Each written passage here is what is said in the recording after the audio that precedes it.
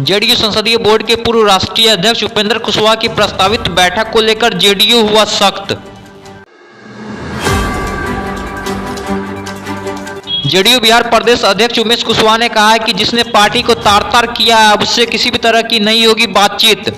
Party के कोई भी कार्यकर्ता, पार्टी के लोग जो है पार्टी के प्लेटफॉर्म पर बात रखते हैं और ये हमारे नेता ने जिनको इतना मैंने काम देने का, इतना मान सम्मान देने का काम किया और पार्टी के मर्यादा को उन्होंने तार-तार कर दिया, तो ऐसे लोग की बातों को हम लोग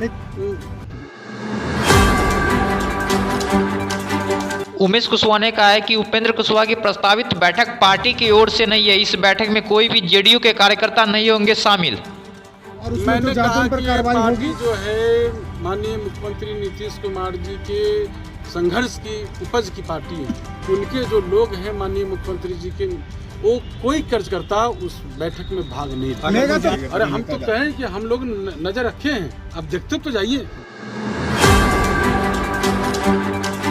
जेडीयू के राष्ट्रीय अध्यक्ष ललन सिंह ने पार्टी के संसदीय बोर्ड के अध्यक्ष उपेंद्र कुशवाहा पर कार्यकर्ताओं को भड़काने का लगाया आरोप।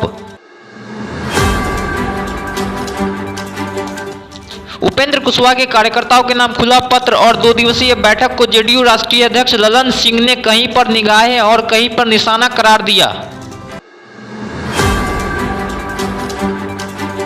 वहीं जदयू राष्ट्रीय अध्यक्ष ललन सिंह ने बड़ा दावा किया है। बोले उपेंद्र कुशवाहा पार्टी में किसी भी पद पर नहीं है, वो सिर्फ एमएलसी है।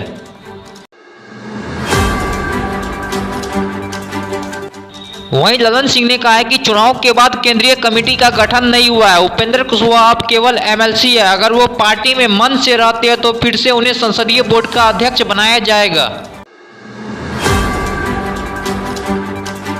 जदयू के बागी नेता उपेंद्र कुशवाहा पर मुख्यमंत्री नीतीश कुमार ने अपनी राय साफ कर दी है। नीतीश कुमार ने कहा है कि उनको जहां जाना है जाए, फैसला उनको लेना है।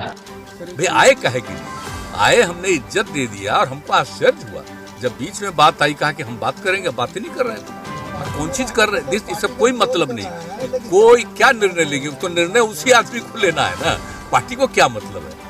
पार्टी में भी लोग बहुत ये था, हम तो बहुत दिन लोगों को समझाते समझाते लोग एग्री कर लिया था।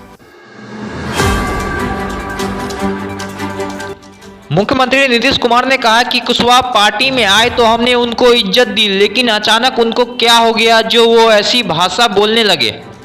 भाई आए कहे कि आए, हमने इज्जत दे दिया और हमको आश्चर्य हुआ और हम इज्जत देते रहे। अब इसके बाद अभी फिर क्या हो गया अचानक भाई, ये 2 महीने के अंदर ही सब शुरू हुआ। छपरा में हुई जातीय हिंसा को लेकर धारा 144 लागू। गृह विभाग ने हिंसाग्रस्त इलाकों में 8 फरवरी तक सोशल साइट बंद करने का दिया आदेश। वहीं इस हिंसा को लेकर स्थानीय प्रशासन ने सोशल साइट के माध्यम से हिंसा फैलाने वाले के ऊपर सख्त कार्रवाई के दिए निर्देश। जो भी बात अपने रखना चाहता है वायरल हो जाती है, इसलिए बहुत लोगों को एक साथ कोई भी सूचना हो पहुंच जाती है, तो इसके कारण कभी कभी एक तनाव का ये वातावरण बनता है। लेकिन इसमें मेरा अनुरोध सभी से यही है, कोई अभी तनाव आप देख ही रहे हैं उस तरह का नहीं, लेकिन हम प्रिकॉशन के तौर पर हम लोगों ने फोर्सेस की डिप्लॉयमेंट की हुई है और सोशल मीडिया पर भी जो गलत सूचनाएं प्रचारित करेंगे उन पर भी कड़ी कार्रवाई होगी। उसमें भी प्रशासन लगा हुआ है और मे भी आप देखेंगे एक आध दिन में उसमें भी अरेस्टिंग शुरू हो जाएगी। इसलिए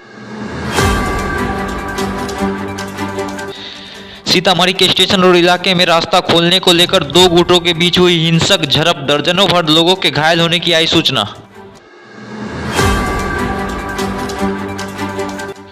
हालात बेकाबू होने पर पुलिस लाइन से अतिरिक्त पुलिस फोर्स के साथ बुलाना पड़ा वज्र वाहन।